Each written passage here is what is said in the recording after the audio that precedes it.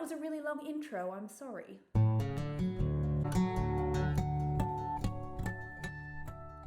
Hello everybody, welcome back to my channel. My name is Tara East. I'm a writer, blogger, YouTuber, and the author of the mystery novel, Every Time He Dies.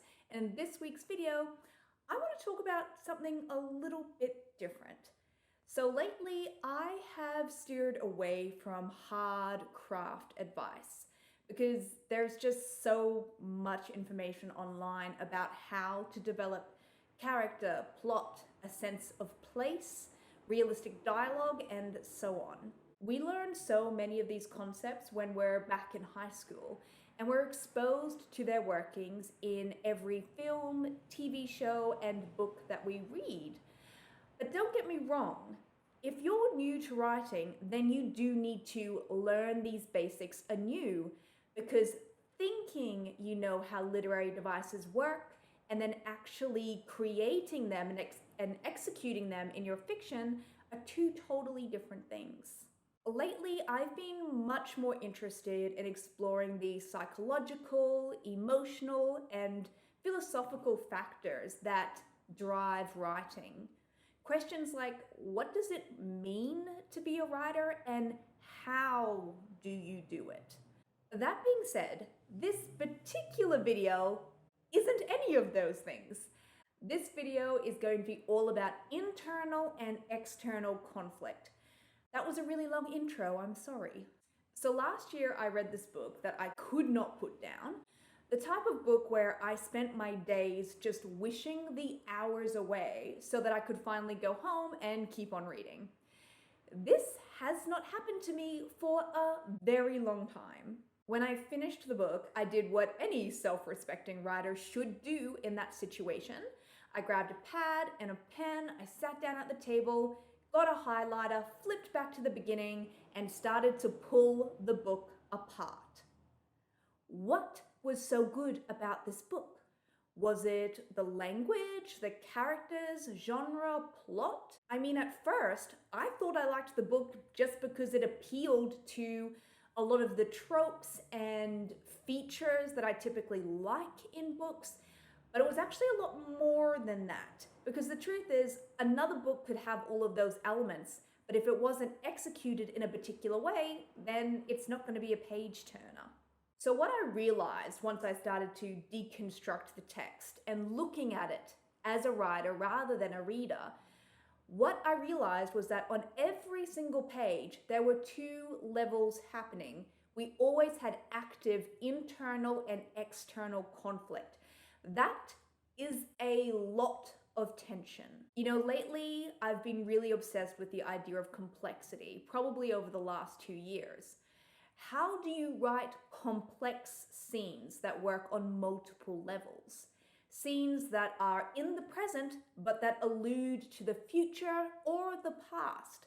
Scenes that are metaphorical as well as literal. Creating internal and external conflict perhaps is one of the quickest ways to add complexity to a scene while also making your narrative a real page turner. So internal conflict, as the name suggests, is the character is struggling with some kind of quality within themselves, whether that be physical, emotional, or mental.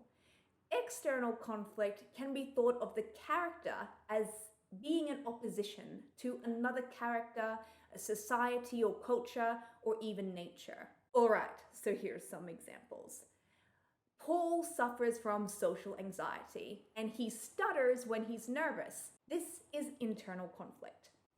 But if Paul wants to keep his job, and his home, and his marriage, and his cute poodle named Polly, then he'll need to present his findings for his latest project to the board of directors. External conflict. 2 weeks from today, double external conflict. Here's another example. So Brooke was born into a noble family who have groomed her from birth to be the next keeper of the kingdom, which has been at war with their enemies for the past 200 years. External conflict. But Brooke doesn't want to be a politician. She wants to be a soldier, or a healer, or a mother, or a witch, or a blacksmith, butcher, whatever. Internal conflict. You get the idea. The conflict is the heart of any story, and while the examples I just shared are a way to see these two tensions play out on a larger scope, you can also play with internal and external conflict in small ways within every scene. So, for example, let's say your protagonist is locked in a room. Great, you have external conflict. But what if they were locked in a room with someone they didn't like? Let's say your characters are sitting around the dinner table. Internal conflict comes from the character not wanting to be there because they feel uncomfortable. Internal.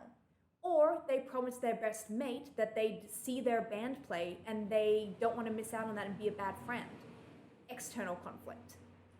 Maybe their family are discussing politics and an argument starts up. External. But your protagonist can't leave because they don't want to miss out on dessert. Internal. Okay, that last example was a little bit silly, but you get the idea. Considering internal and external conflict can happen at any stage of the writing practice. It can inform your outline, or it can be something that you consider a little bit more deeply when you're in the revision process. It's never too early and it's never too late to consider the internal and external conflicts of your narrative. But when you do, the writing will likely become easier. Why? Because stories are conflict, and when you are working on these two levels, you'll just have so much more material to play with. Now I'd love to hear from you. Are internal and external conflict something that you're consciously aware of when you're writing or revising your novel? Are you constantly trying to develop these aspects within your work? Or are these concepts totally new to you? I'd love to know, so please leave a comment below. Now, if you'd like even more writing advice, you can of course check out the other videos on this channel. There's a bunch of them. Or you can go to taraeast.com and dive into the archives. While you're there, please consider joining my email newsletter, because when you do, I'll send you a free gift. Who doesn't like free stuff? And you'll get an email in your inbox every Thursday morning containing a note by me, a quote of the week, some resources I've recently enjoyed and think you might like too, as well as some information that I only share via email.